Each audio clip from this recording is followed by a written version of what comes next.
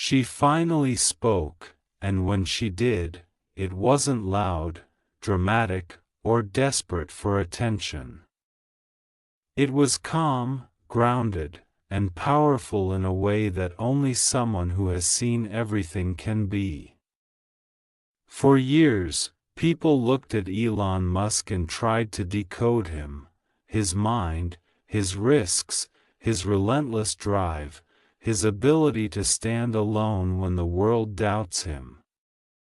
But very few stopped to ask the quiet question, who raised a person like this, and what did she see long before the world did? When Elon Musk's mother spoke, it wasn't about fame. It wasn't about money. And it wasn't about success as the world defines it. It was about something far deeper: resilience, self-belief, and the kind of inner strength that doesn't come from applause, but from surviving when no one is clapping. She spoke as a mother first, not as the mother of a billionaire. And that alone changes how you hear every word. She talked about a boy who was misunderstood. A boy who didn't fit in. A boy who was often quiet, lost in thought, and sometimes mocked for seeing the world differently. While others saw awkwardness, she saw depth. While others saw distraction, she saw focus. And while the world was quick to label, she chose to protect his curiosity instead of correcting it. That choice matters more than people realize. She revealed that Elon was never driven by the need to impress. He was driven by the need to understand. Even as a child, he wasn't asking how to be liked. He was asking how things worked, why systems failed, and how the future could be better than the present. That kind of thinking often isolates you. It makes you different. And difference, especially at a young age, can feel like a burden, but she didn't treat it as a problem. She treated it as a signal. She allowed him to be alone when he needed to be alone. She allowed him to read for hours, to think, to imagine. She didn't force him to conform to someone else's idea of normal. And in a world that constantly pressures people to blend in, that kind of permission is rare. One of the most striking things she shared was how failure was never dramatized in their home. If something didn't work, it wasn't the end of the story, it was just information. A lesson. A redirection. She didn't rush to rescue him from disappointment, because she understood something most people don't: struggle is not the enemy of growth. Avoiding struggle is. She watched her son fail, repeatedly. Not once or twice, but over and over again. And she didn't panic. She didn't shame him. She didn't tell him to aim lower. She trusted his process even when she didn't fully understand it. That trust became fuel. She spoke about moments when even she was afraid, times when the risks were so high that any reasonable person would have said, "Stop." But she didn't raise him to live safely. She raised him to live honestly. And honesty, when paired with ambition, often looks reckless to people who fear loss more than regret. Her message wasn't just about Elon. It was about anyone who has ever felt different, too slow for some people, too intense for others, too quiet, too focused, too strange. She reminded listeners that greatness rarely announces itself early. It often hides behind discomfort, criticism, and long periods of invisibility. She said something subtle but life-changing: belief doesn't always look like encouragement. Sometimes belief looks like silence, like standing back and not interfering when someone is becoming who they are meant to be. That single idea changes how you think about support. She didn't claim she knew he would change the world.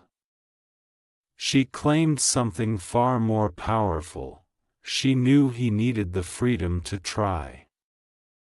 And in a society obsessed with certainty, giving someone permission to try without guarantees is one of the greatest gifts possible. As she spoke, it became clear that her strength didn't come from being unbreakable. It came from being adaptable. She had faced hardship, divorce, financial instability, and moments where survival itself required courage. And instead of hiding those experiences from her children, she let them see what resilience looks like in real time, not motivational quotes, not speeches, just action. She worked. She endured. She kept moving forward even when the path was unclear. And in doing so, she taught a lesson more powerful than words: you don't wait for confidence to act. Confidence comes after you act. That lesson shaped everything. When Elon faced public failure, ridicule, and moments where his companies were weeks away from collapse, he didn't crumble. He did what he had seen modeled his entire life. He adjusted. He learned. He kept going. His mother didn't raise him to avoid pain. She raised him to outgrow it, and perhaps the most important part of her message was this: success didn't make her proud. Integrity did. Effort did. Persistence did. She measured achievement not by outcomes, but by alignment, by whether her children were living in truth with who they were. That reframes everything, because when you stop chasing approval and start honoring your inner direction, your entire relationship with success changes. You stop asking, "Will this make me look good?" and start asking, "Is this worth doing even if no one notices?" That mindset is magnetic. It's attractive in the deepest sense, not flashy, not loud, but grounded and unshakable. Her words weren't polished for the spotlight. They were lived. And that's why they land differently. They don't inspire you to become Elon Musk. They inspire you to become yourself, fully, unapologetically, and with patience.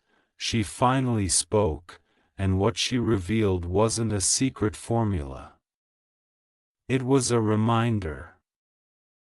Greatness grows quietly. Strength is taught by example. And belief, when given early and consistently, can change the trajectory of a life.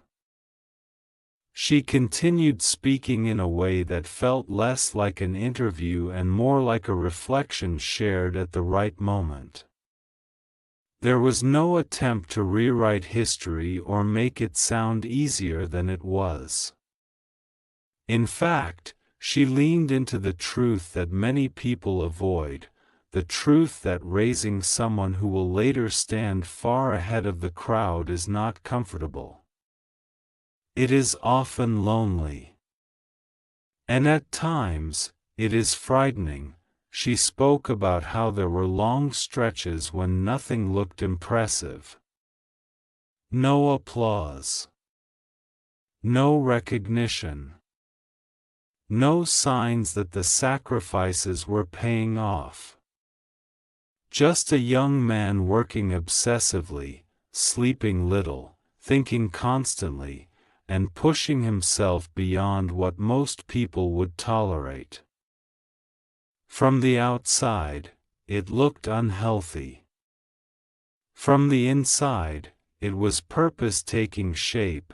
She admitted that there were moments she wished things were simpler for him.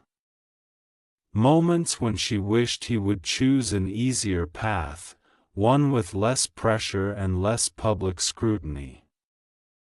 But she also understood something essential: ease was never what he was built for.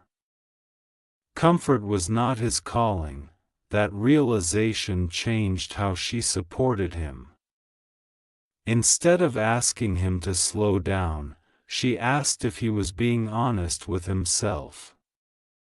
Instead of questioning his ambition, she questioned whether he was still learning. She didn't try to manage his fear, she trusted his relationship with it. Fear, she explained, is not something to eliminate. It is something to understand. When fear is ignored, it controls you. When it is acknowledged, it becomes information. That lesson stayed with him, shaping the way he approached risk, innovation, and even failure. She spoke openly about how criticism became a constant companion in his life. Every decision analyzed. Every mistake magnified. Every success doubted or diminished. And yet, she reminded people that criticism only has power when you believe it knows you better than you know yourself. She taught him early that public opinion is unstable. It changes direction quickly, without warning. If you build your identity on it, you will always be rebuilding yourself. But if you build your identity on values, on curiosity, discipline, and truth, then no amount of noise can pull you off course. This was not taught in a single conversation.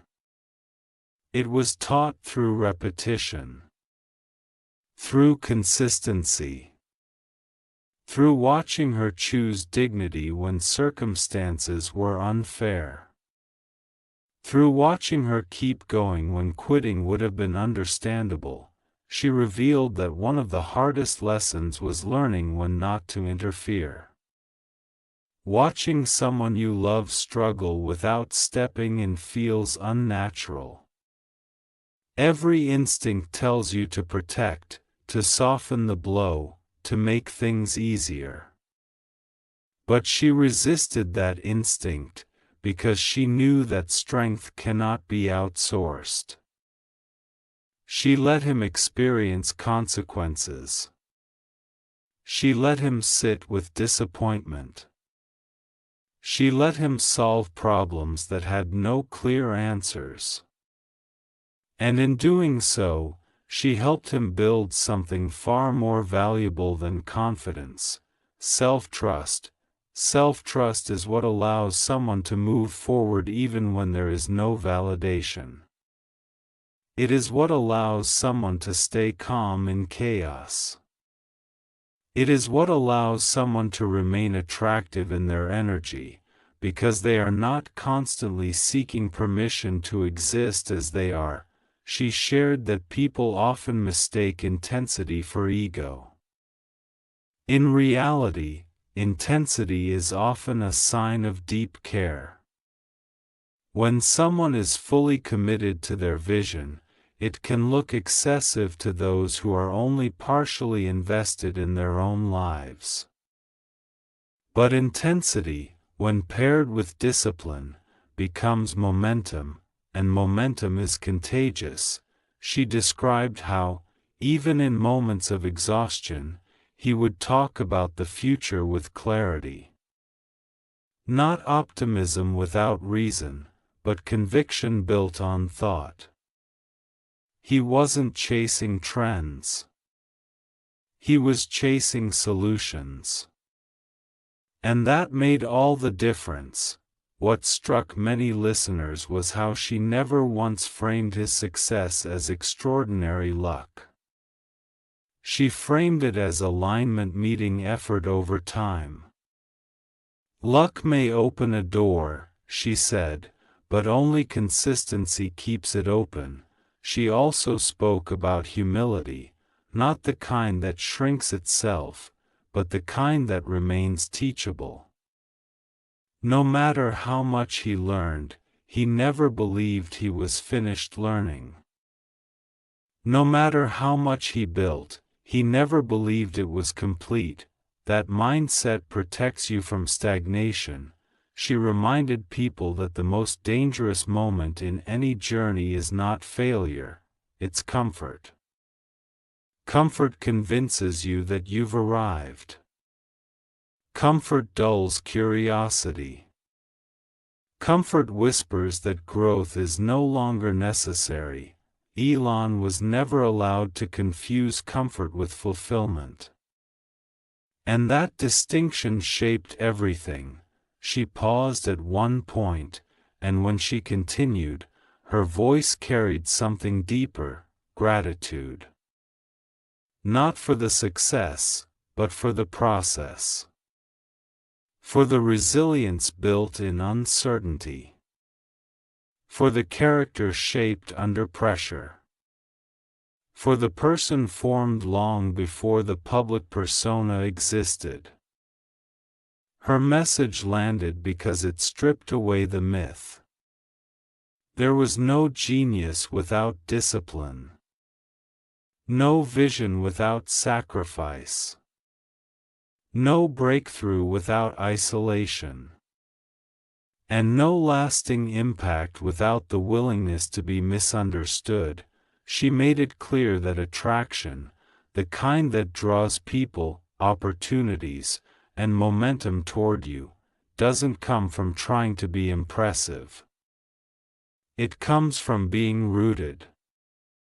From knowing what you stand for and refusing to abandon it when things get hard. That kind of grounding changes how you walk into a room. How you speak. How you decide. People feel it before they understand it. She finally spoke, and what she gave the world was not a blueprint to copy, but a mirror. A reminder that the qualities we admire in others are often the qualities we are being invited to cultivate within ourselves. She went deeper, not into headlines or achievements, but into the quiet moments no one ever sees. The moments when belief is tested not by failure alone, but by fatigue. She spoke about the weight of responsibility that comes when your vision grows larger than you. When people depend on you, when expectations multiply, and when every choice carries consequences beyond your own life. She revealed that there were nights when he doubted himself, not in the dramatic way people imagine, but in the silent, internal way that questions your direction rather than your ability. She said doubt isn't always loud. Sometimes it's calm, persistent, and reasonable. That's what makes it dangerous. But she taught him not to run from doubt. She taught him to interrogate it. Is this doubt protecting me, or is it limiting me? That single question became a filter for decisions. Not every fear deserved attention. Not every hesitation deserved obedience. Some were warnings. Others were simply resistance to growth.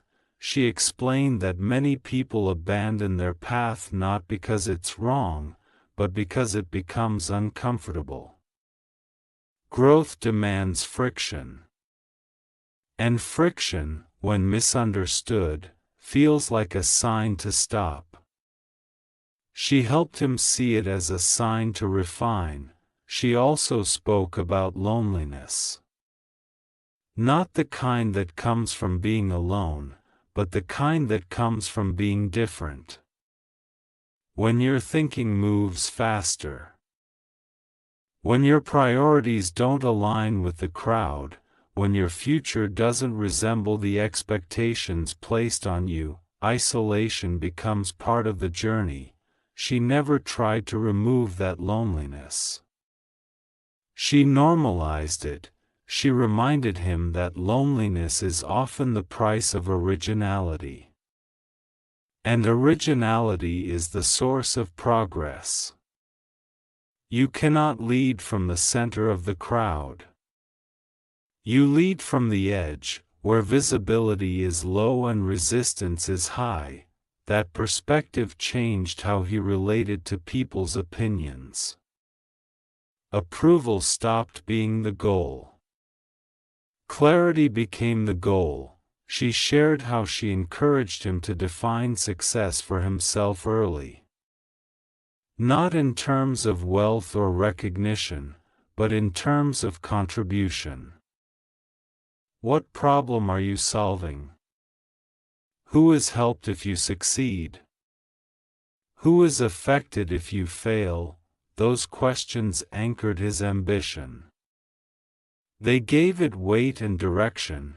She said attraction, real attraction, comes from alignment between values and actions. When what you believe and what you do match, your presence becomes strong. You don't need to convince anyone. You don't need to explain yourself constantly. Your consistency speaks for you. She watched him develop that consistency through pressure. Through deadlines that felt impossible. Through criticism that felt personal. Through moments where walking away would have been easier than continuing, but ease was never the metric. She emphasized that resilience is not about endurance alone. It's about adaptation. Knowing when to push and when to pivot. Knowing when to persist and when to let go. That discernment doesn't come from theory, it comes from experience, and experience often looks like failure from the outside. She acknowledged that there were times when his confidence appeared unshakable, and times when it quietly reset itself. Confidence, she said, is not a constant state. It fluctuates.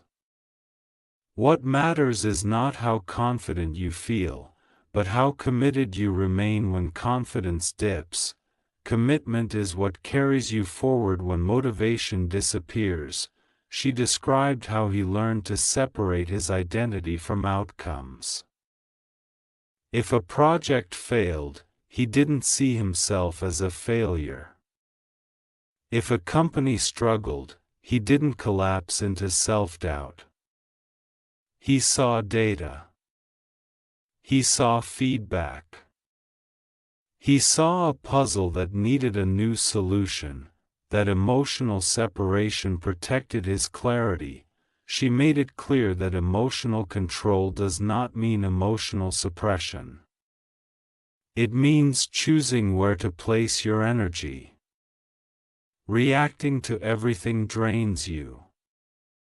Responding selectively empowers you. This discipline extended beyond work. It shaped how he handled relationships, conflict, and public perception. Not everything required a response. Not every attack deserved attention.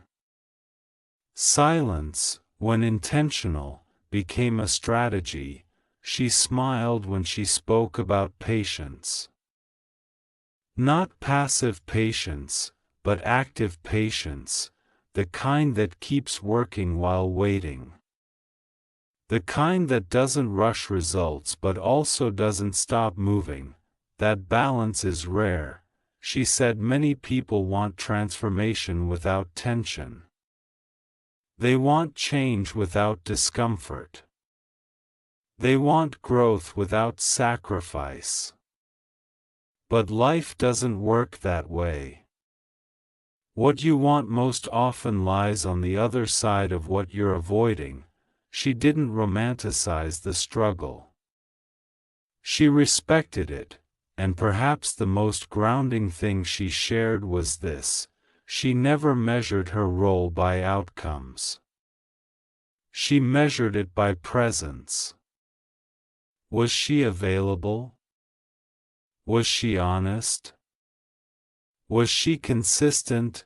That presence became a foundation. A place of stability in a life defined by uncertainty. Her message wasn't about raising a genius. It was about raising a human who could handle pressure without losing direction. Who could carry ambition without becoming consumed by it. Who could stand alone without becoming isolated inside. She finally spoke, and what she revealed was not how to create success, but how to survive it without losing yourself. She closed her message not with advice, but with perspective. The kind that only comes from watching a life unfold slowly, painfully, and honestly. She reminded everyone that what we see in public is always the surface. The headlines, the numbers, the opinions, none of them capture the years of uncertainty that came first. She spoke about how people often ask what the turning point was. The moment everything changed. She said there wasn't one. There were thousands of small decisions, made consistently, when quitting would have been easier than continuing. That's what creates momentum. Not dramatic breakthroughs, but quiet persistence. She revealed that one of the most misunderstood traits about Elon is his calm under pressure. People mistake it for detachment. In reality, it is focus. When emotions run high, clarity becomes rare. He learned early to slow his response, to separate urgency from importance. That ability made him attractive not because it was impressive, but because it was steady. Steadiness builds trust. She said that trust, whether in leadership, relationships, or life, comes from predictability of values, not predictability of outcomes. You can fail and still be trusted if your intentions are clear. You can succeed and still be doubted if your values shift with convenience. That distinction shapes reputations more than talent ever could. She also addressed the myth of balance. She said balance is not something you find. It's something you negotiate. There are seasons where one part of life demands more. The danger is not imbalance, but forgetting to return. Forgetting to recalibrate. Forgetting that life is long, and no single chapter should consume the entire story. She admitted that there were times she worried, not about failure, but about burnout. About losing joy in the process. So she reminded him, again and again, to reconnect with curiosity. Curiosity, she said, is the antidote to exhaustion. When you remember why you started, energy returns. She spoke about humility one last time. Not as modesty, but as openness. The willingness to be wrong. The willingness to change course. The willingness to admit you don't have all the answers yet. That openness kept him learning. And learning kept him moving. Her final message wasn't directed at parents, entrepreneurs, or dreamers specifically. It was directed at anyone who feels out of step with the world around them. Anyone who feels like their pace is different. Their focus is different. Their path is unclear to everyone except themselves. She said this: you don't need permission to become who you are. You need patience. You need resilience. And you need the courage to stay consistent when results are delayed. Attraction doesn't come from chasing attention. It comes from living in alignment. When your actions match your inner truth, people feel it. Opportunities respond to it. Life reorganizes around it. She finally spoke, and what she changed was not how people see Elon Musk, but how people see themselves. She reminded them that greatness is not inherited, discovered, or announced. It is built. Quietly. Daily. Without guarantees, and in that realization, something shifts. The pressure to perform dissolves. The fear of being misunderstood fades. What remains is clarity. Keep going. Keep refining. Keep trusting the process, because the world doesn't change when someone becomes successful. It changes when someone refuses to abandon what they believe in, long before success arrives.